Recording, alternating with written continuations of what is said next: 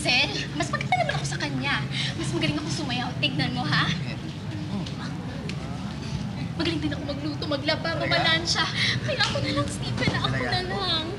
Chill. Chill, girl. Wait. Oh.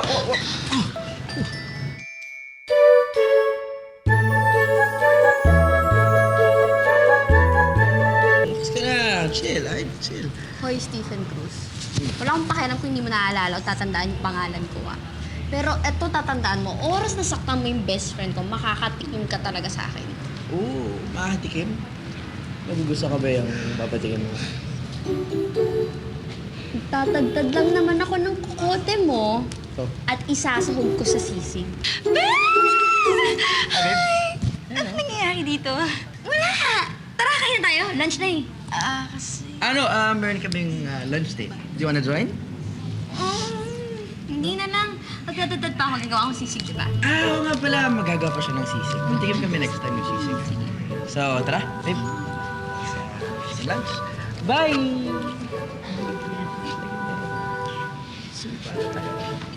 Yung hawa na.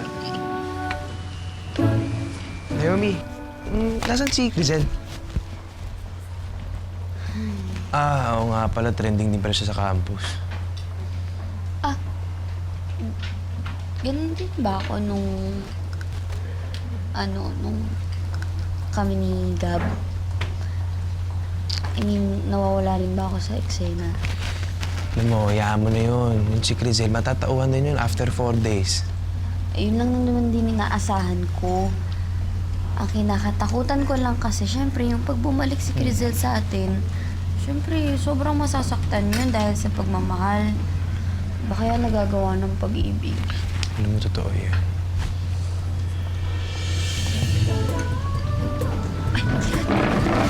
Bakit? Saan tayo pupunta? Ba't tayo nakatago?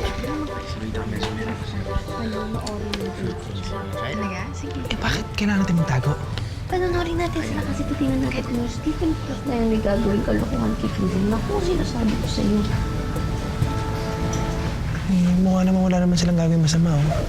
Mukhang masaya naman sila. Sa ngayon, oo, mukha silang masaya. Tsaka, syempre, paunti-unti napapal sa kanya si Grisel. At baka mamaya kasi kung ano ibigay no Grisel na yan sa lalaki. Naku, sinasabi ko siya kaya dapat to matigilan na. Ano gagawin natin? Basta. Okay, sige.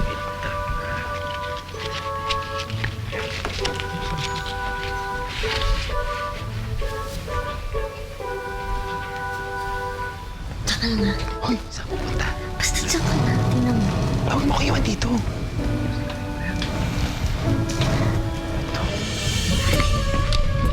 Balitin mo yung yung inumin nila. Bigyan mo doon. Okay, awatin.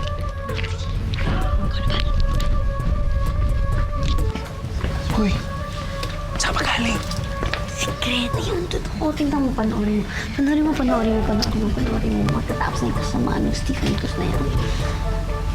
Sir, ito lang po yung... Tingnan mo. Yung best friend ko kilala ko na yan. At ang avocado, ayaw niya. Super hate na yun.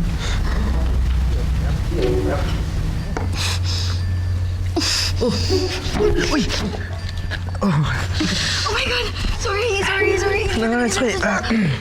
Sorry, ayoko talaga ng avocado. Ha? Sorry, wait, okay lang. Shh. Stop. Tama na. Hit naman. Okay na po. There you go. Okay na. So, how about mango shake? Sige, favorite ko yun. Favorite mo yun? Alam mo, paborito ko din yun. You know what they say? Sabi nila, to have a very, very great relationship, you need 2 things. First, appreciate the similarities. Second, you respect the differences. So, yes to mango shake, no to avocado. Yeah? May sama.